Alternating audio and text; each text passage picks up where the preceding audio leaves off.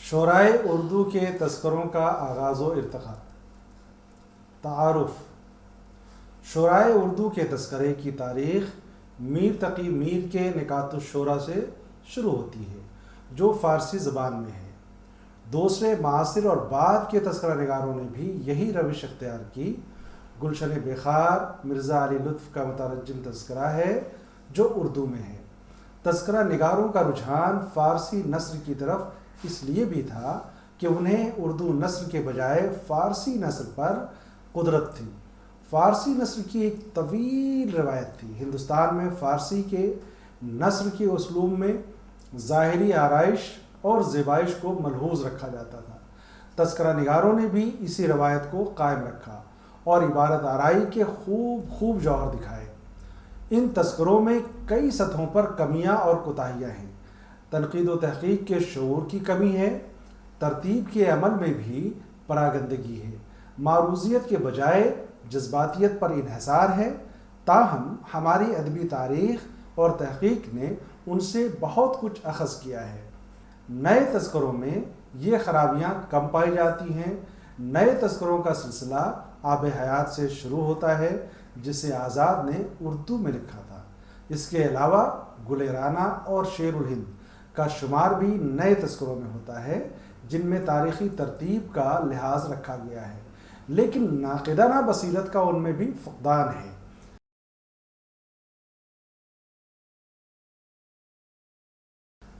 اس سبق کا مقصد ہے طلباء کو شعرائے اردو کے تذکروں کی تاریخ کی معلومات فراہم کرنا، جس کے دو دور ہیں۔ پہلے دور کا آغاز میر کے نکات الشعراء سے ہوتا ہے، جو عموماً فارسی زبان میں لکھے گئے تھے۔ دوسرا دور آب حیات سے شروع ہوتا ہے۔ یہ تذکرے اردو میں لکھے گئے ہیں۔ ان تذکروں کی روشنی میں طلباء کو یہ بتانا مقصود ہے کہ اردو ادبی تنقید کی تاریخ میں ان کا کیا مقام ہے، نیز ہماری ادبی تاریخ اور تحقیق کے حق میں یہ کتنے مفید مطلب واقع ہوئے ہیں۔ شعرائے اردو کے تذکروں کا پہلا دور۔ شعرائے اردو کے تذکروں کی تاریخ کا سلسلہ ماضی میں میر تقی میر کی نکات الشعراء سے شروع ہوتا ہے۔ یہ تذکرہ فارسی زبان میں ہے اور اس کی سب سے بڑی خصوصیت یہ ہے کہ اسے میر جیسے بڑے شاعر نے قلم بند کیا تھا۔ میر تقی میر کے عہد کو شاعری کے اعتبار سے سنہرا دور کہا جاتا ہے۔ ان سے قبل شمالی ہند میں شاعری کے پہلے دور سے تعلق رکھنے والے شعراء نے صرف فضا سازی کا کام کیا تھا، شعری زبان نے انہیں بھی وسعت نہیں پہنچائی تھی۔ فارسی شاعری کی تاریخ اور حافظ و سعدی جیسے شعراء سے وہ پوری طرح باخبر تھے، لیکن ابھی اردو زبان میں وہ قوت پیدا نہیں ہوئی تھی کہ فارسی روایت کی تخلیقی قوت کے ساتھ پیروی کر سکے۔ آبرو، مضمون، یک رنگ، ناجی اور حاتم کی مسائی کی محض تاریخ اہمیت ہے۔ انہوں نے شاعری کی زبان کو وسعت دینے اور اسے بول چال کے محاورے سے ہمانگ کرنے کی کوشش کی۔ ان سے قبل ولی اور سراج اورنگ آبادی جیسے شعراء گزر چکے تھے۔ انہوں نے جو بنیادیں وضع کی تھیں، شاعری کی زبان کو معیاری بنانے، فارسی تراکیب، فارسی تلمیحات، فارسی لسانی سانچوں اور صنائع و بدائع کے استعمال میں جو طرزیں اختیار کی تھیں، ان کی توسیع کا صحرا بلا شبہ شمالی ہند کے پہلے دور کے انہی شعراء کے سر ہے۔ نکات الشعراء۔ ہمیں یہ بھی یاد رکھنے کی ضرورت ہے کہ ولی سے قبل دکن میں شعر و نثر کی روایت کی 1 صدی سے زیادہ گزر چکی تھی۔ فخر دین نظامی، قلی قطب شاہ، غواصی، ہاشمی، حسن شوقی اور وجی سے ہوتی ہوئی یہ روایت اپنی پختہ صورت میں ولی تک پہنچتی ہے، لیکن شمالی ہند کے شعراء اس پوری طویل روایت سے ناواقف تھے۔ اگر واقف بھی تھے تو غالباً دکنی لب و لہجہ اور محاورے کی اجنبیت کے باعث اسے ادھکچرا، ناپخت اور غیر اہم خیال کرتے ہوں گے۔ ممکن ہے اسی باعث نکات الشعراء اور اس کے بعد کے تذکرہ نویسوں نے دکنی شعر و ادب کے وافر ذخیرے کی طرف کم ہی توجہ دی۔ اس لحاظ سے نکات الشعراء میں ماضی کی تاریخ شعر و ادب بہت محدود ہو کر رہ گئی۔ شعرائے اردو کے تذکروں میں نکات الشعراء کو اولیت حاصل ہے۔ اس کی اہمیت ان معنوں میں اور بڑھ جاتی ہے کہ یہ تذکرہ میر تقی میر جیسے عظیم شاعر کا تعریف کردہ ہے۔ ایک بڑے شاعر کا تصور شعر اور مذاق شعر بھی دوسروں سے بہت مختلف ہوتا ہے۔ وہ تخلیقی عمل کے مراحل سے پوری طرح آگاہ ہوتا ہے۔ زبان و بیان کی نزاکتوں کی اسے گہری فہم ہوتی ہے۔ تنقیدی شعور کو اعتبار انگیز بنانے والی روایات کا اسے علم ہوتا ہے۔ میر کو اردو شاعری کی گزشتہ تاریخ کے علاوہ فارسی شاعری کی روایت سے بھی آگہی تھی۔ خود بھی فارسی کی شاعری اور ذکر میر، فیض میر اور نکات الشعراء فارسی میں لکھی ہوئی تصنیفات ہیں۔ یہ تمام پہلو میر کے اس ذہن کو سمجھنے میں معاون ہیں جو تخلیقی بھی ہے اور تنقیدی بھی۔ نکات الشعراء اور حمید اورنگ آبادی کی گلشن گفتار کا تعلق ایک ہی عہد سے ہے۔ بعض محققین کے لیے آج بھی یہ مسئلہ ہے کہ اولیت کا درجہ کسے دیا جائے۔ پروفیسر حنیف نقوی نے مختلف اشارات کی روشنی میں نکات الشعراء کا سال ترتیب 1752 قیاس کیا ہے۔ میر نے دکنی شعراء کو اس لیے نظر انداز کیا کہ ان کی نظر میں وہاں کوئی لائق ذکر نہیں تھا۔ اس معذرت خواہانہ صراحت کے بعد شمالی ہند کے ان شعراء کے سوانے کو تفصیل کے ساتھ جگہ دی ہے جن کی طرف دوسرے تذکرہ نگاروں نے توجہ نہیں کی تھی یا کم کی تھی۔ جن شعراء کو انہوں نے موضوع گفتگو بنایا ہے ان کے ساتھ انصاف کرنے کی سعی کی ہے۔ شخصیت کی تعمیر جن خاص میلانات سے ہوتی ہے ان کی طرف بھی انہوں نے اشارے کیے ہیں۔ مثلاً سودا کی خوش خلقی، گرم جوشی اور قادر الکلامی ہو، یا میر درد کی وسیع المشربی، اخلاق مندی اور پاکیزہ نفسی، تابہ کی عاشق مجازی، خوش خلقی ہو یا پاکیزہ سیرتی، میر کم سے کم لفظوں میں شخصیت کی ایک مانوس سی تصویر کھینچ دیتے ہیں۔ لیکن وہی میر جو سودا اور تابہ کے تعلق سے وسیع النظری اور وسیع القلبی کا ثبوت دیتے ہیں، بعض ذاتی وجوہ کی بنا پر شاہ حاتم کے بارے میں متعصبانہ رویہ اختیار کر لیتے ہیں اور محمد یار خاکسار کے بارے میں بھی تنگ نظری کا ثبوت دیتے ہیں۔ انعام اللہ خان یقین جیسے شاعر کو متشاعر قرار دینا اور ان کے سارے کلام کو مرزا مظہر جان جانا سے منسوب کرنا ایک بہت بڑی زیادتی تھی۔ اکثر تذکرہ نگاروں اور نقادوں نے یقین کے بارے میں میر ہی کے بیان کو سند مانا اور ایک جھوٹ نے بالغ ہو کر سچ کی صورت اختیار کر لی۔ ان مثالوں سے قطع نظر میر نے شعراء کی زبان اور فن کے بارے میں جچی تلی رائے دینے کی کوشش کی ہے۔ بعض شعراء کا کلام بوجوہ کسی رائے زنی کے لائق ہی نہیں سمجھا، لیکن جہاں انہوں نے رائے دی ہیں وہاں ان کے تصور شعر سے ہم متعارف ہوتے ہیں۔ انتخاب اشعار میں اکثر تذکرہ نگاروں نے تعصبات و تحفظات سے کام لے کر کئی شعراء کے ساتھ ناانصافی کی ہے، لیکن بقول کلیم الدین احمد میر اور میر حسن کے تذکروں میں اس قسم کی دیدہ و دانستہ بے انصافی نہیں ملتی۔ گلشن گفتار حمید اورنگ آبادی کا یہ تذکرہ 1752 ہی میں ترتیب دیا گیا تھا، لیکن زمانی اعتبار سے نکات الشعراء کے مقابلے میں اسے فوقیت دینا مشکل ہے۔ یہ تذکرہ نہایت مختصر یعنی صرف 32 شعراء پر مشتمل ہے، جس میں پہلی بار دکنی شعراء کے بارے میں ہمیں معلومات فراہم ہوتی ہیں۔ حمید کے تذکرے کی خصوصیت یہ ہے کہ اس نے بیشتر دکنی شاعروں پر زور صرف کیا، اپنے تذکرے کو شعراء اردو کا پہلا تذکرہ قرار دیا۔ حیرت کا مقام یہ ہے کہ میر تقی میر جیسے شاعر وہ بے خبر ہے۔ حمید نے حروف تہجی کے بجائے زمانے کی تقدیم و تاخیر پیش نظر رکھی، شعراء کے تعارف میں اختصار کو ترجیح دینا مناسب خیال کیا، لیکن شمالی ہند کے شعراء کے مقابلے میں دکنی شعراء کے تعلق سے جو رائے قائم کی گئی ہیں وہ انتہائی معلومات افزا ہیں۔ تذکرہ ریختہ گویاں شعراء اردو کا یہ تذکرہ، جسے گلشن راز کے نام سے بھی جانا جاتا ہے، سید فتح علی حسین گردیزی کی تالیف ہے۔ حروف تہجی کے مطابق ترتیب دیا ہوا شمالی ہند کا یہ پہلا تذکرہ ہے جو 1752 میں نکات الشورى کی اشاعت کے بعد مکمل ہوا تھا۔ مولوی عبدالحق نے اس بات کی طرف بھی اشارہ کیا ہے کہ گردیزی کو میر سے کسی قسم کا بغض و عناد تھا، اسی بنا پر اس نے نکات الشورى سے بہت کچھ اخذ کرنے کے بعد بھی اس کا کہیں ذکر تک نہیں کیا۔ میر کا محض ایک معمولی سا شعر نقل کیا ہے، میر کے بارے میں محض 2-3 سطروں پر اکتفا کیا ہے۔ مولوی عبدالحق کا یہ بھی کہنا ہے کہ گردیزی نے دیباچے میں تذکرہ نگاروں کے خلاف جو زہر اگلا ہے اس کا ہدف نکات الشورى ہی ہے۔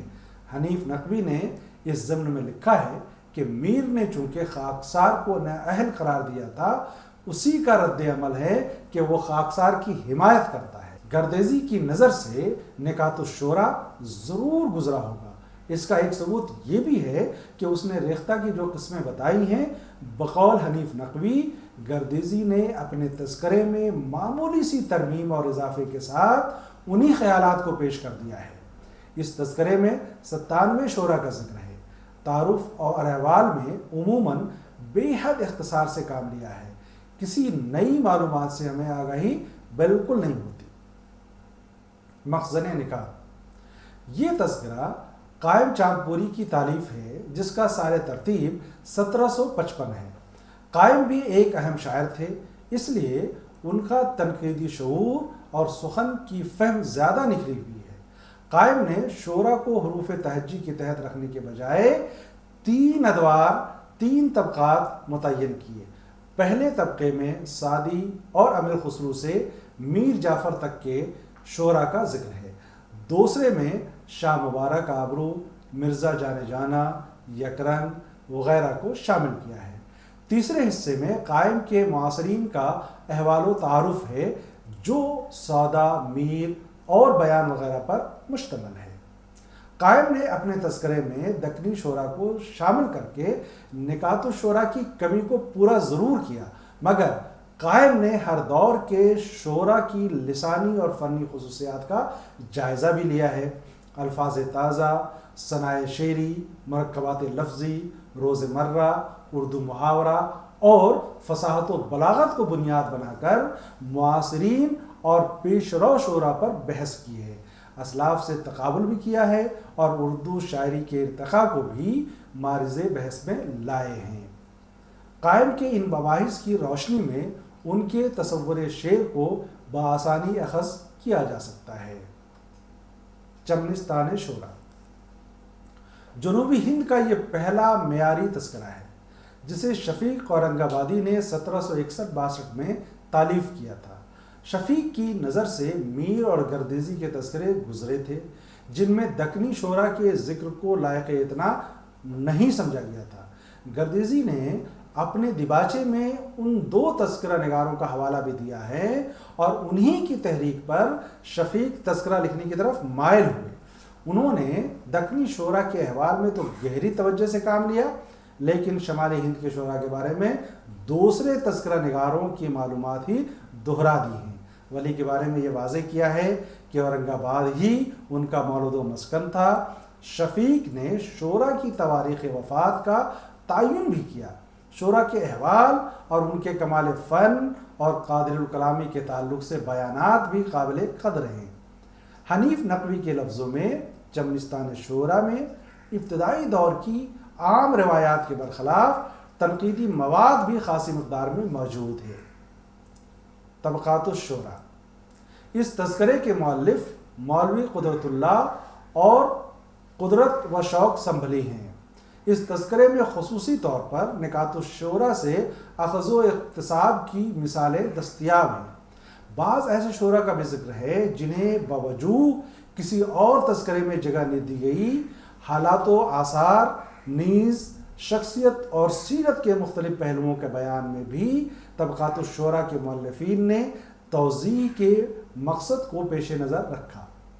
شوق نے بھی شعراء کو مختلف طبقات میں تقسیم کیا ہے اور ہر طبقے کے لسانی اور فنی امتیازات کو نمایاں کرنے کی بھرپور کوشش کی ہے، لیکن تنقید کے عمل کا کوئی اچھا تصور یہ تذکرہ پیش نہیں کر سکا۔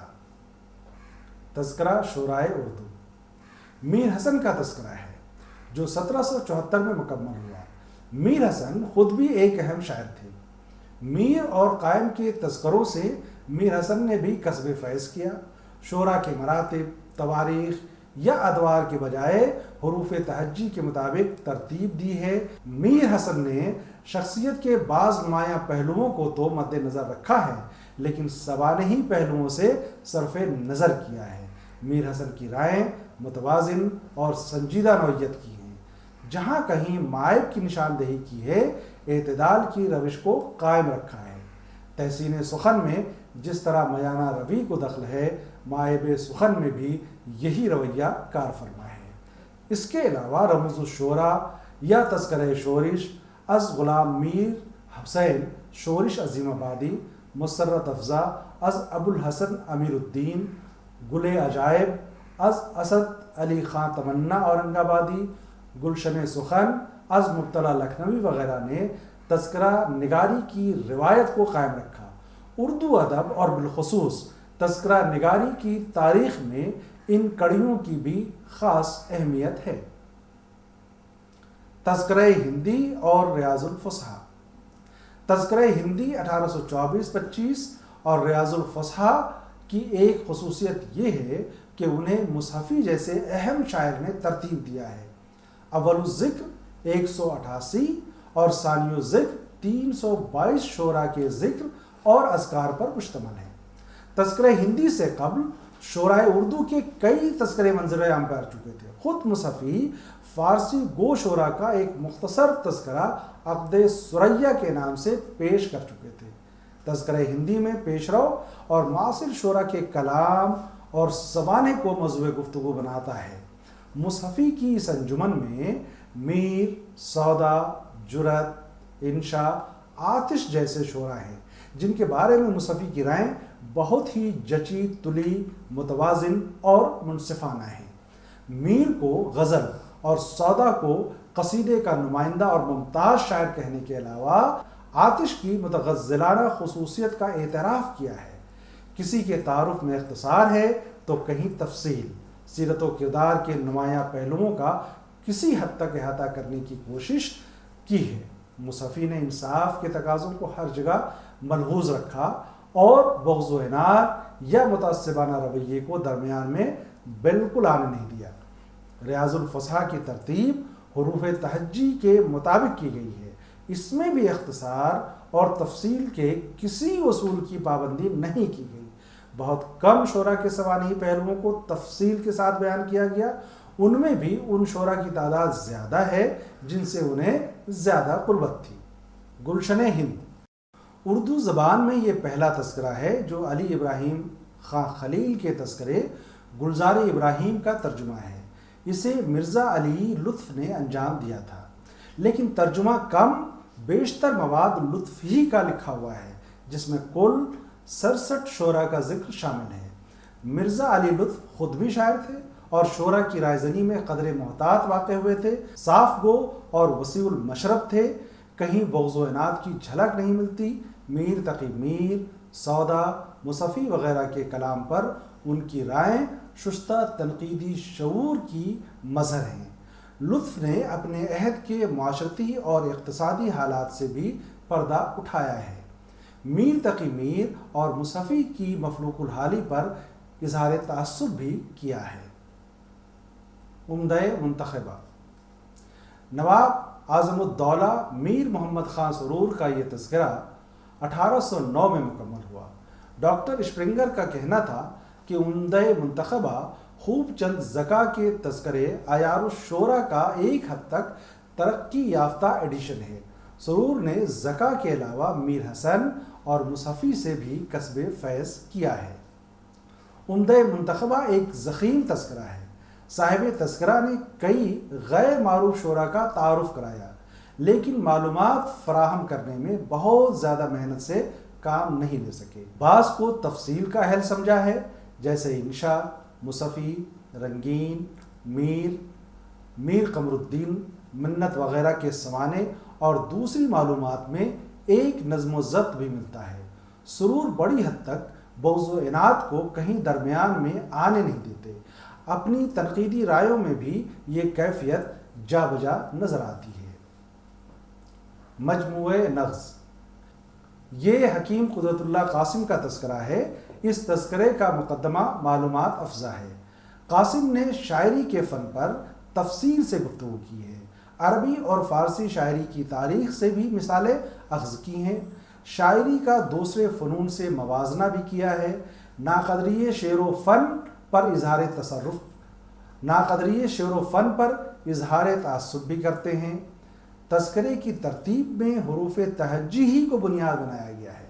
قاسم نے دوسرے تذکروں سے استفادہ کرنے کے علاوہ دوسرے ذرائع سے بھی مدد لی ہے۔ شعراء کے سوانے اور ان کی شاعری کے بارے میں قاسم نے قدر محتاط اور انصاف پسندانہ رویہ اختیار کیا ہے۔ میر قاسم کے معاصر تھے، اس لیے میر کے سوانے اور شخصیت کے کچھ ایسے پہلوؤں کے بارے میں یہ تذکرہ معلومات فراہم کرتا ہے جو مستقل حوالے کا حکم رکھتے ہیں۔ گلشن بیخار، یہ تذکرہ نواب مصطفیٰ خان شیفتہ کا مرتب کردہ ہے، جو اردو شاعری کے آغاز سے 19ویں صدی کے نصف اول کے شعراء کو محیط ہے۔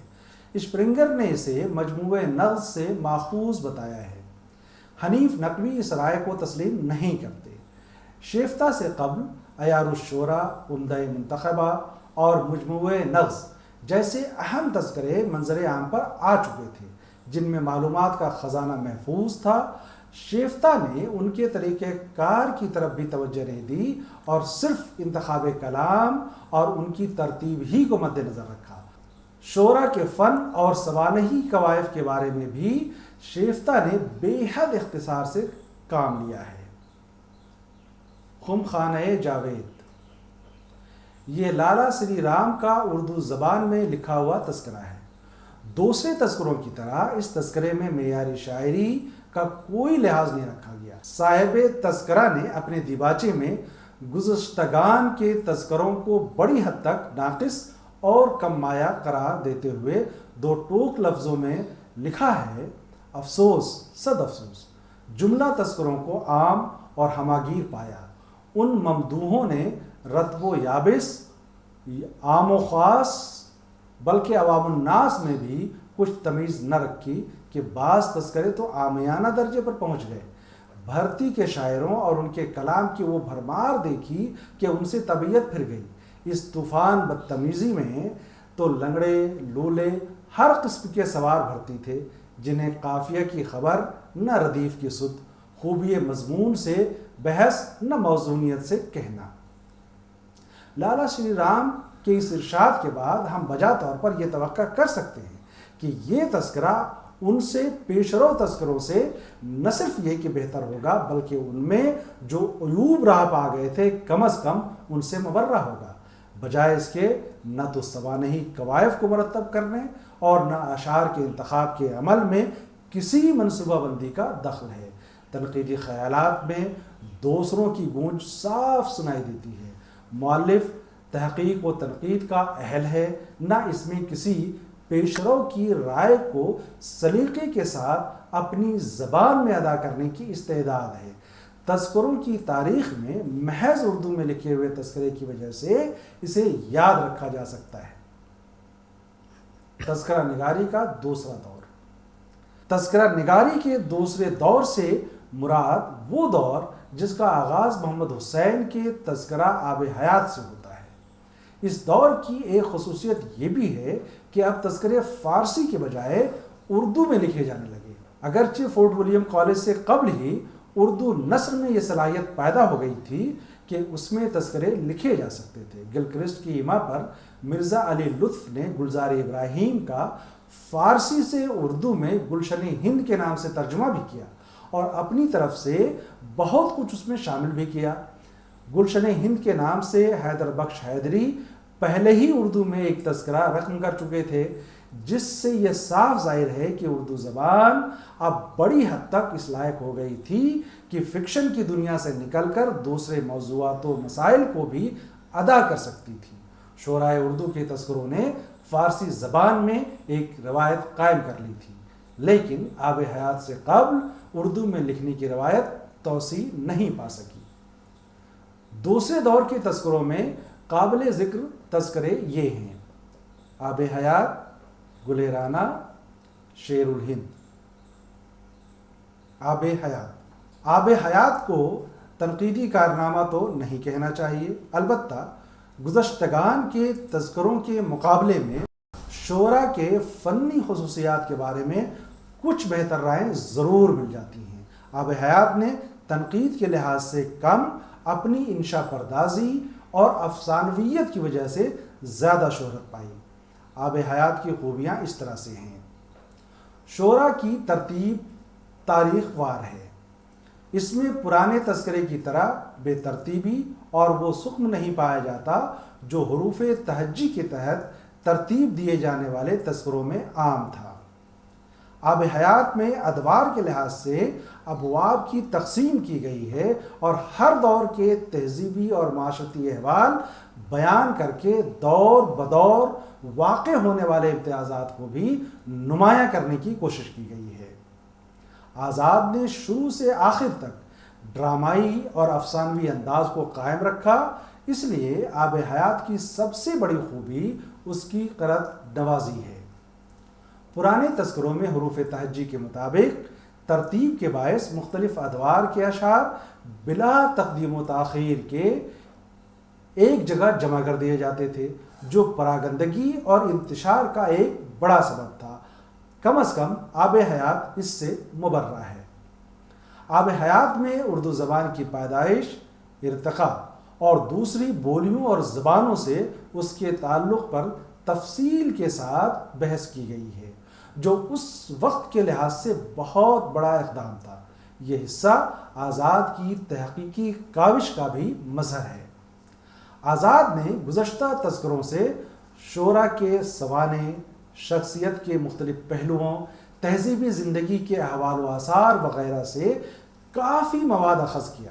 باوجود اس کے اپنی ذہانت سے اسے ایک نیا رنگ و آہنگ دینے اور بہت کچھ روایتوں سے اور بہت کچھ اپنی طرف سے بھی شامل کرنے کی کوشش کی ہے۔ شیر الہند۔ شیر الہند دو حصوں پر مشتمل ہے۔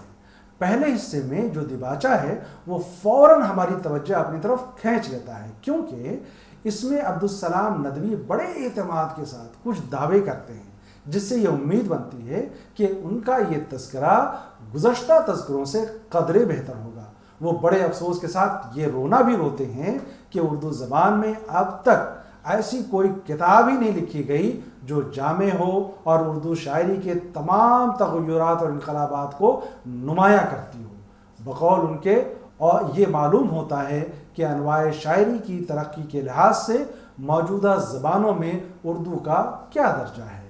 عبدالسلام ندوی کو یہ بھی افسوس ہے کہ اس تمام سرمایہ میں ہمارے کام کی باتیں کم ملتی ہیں۔ اردو شاعری کی ہر دور کی خصوصیات، عہد بہد کی ترقیوں کے حالات اور ان کے اسباب و علل کی تلاش ایک بے سود کوشش ہے۔ ان تمام دعووں کے باوجود شیر الہند کو بڑی جست نہیں کہہ سکتے۔ عبدالسلام ندوی نے بعض سطحوں پر کچھ نئی چیزیں شامل کر کے اسے نیا بنانے کی کوشش کی تھی، اور وہ یہ ہیں: غزل کے علاوہ نظم اور نظم گو شعراء کی طرف بھی توجہ کی گئی ہے، اور نظموں کے موضوعات کے تحت عنوان قائم کیے گئے ہیں۔ دوسرے حصے میں مختلف اصناف شاعری کو موضوع بحث بنایا گیا ہے۔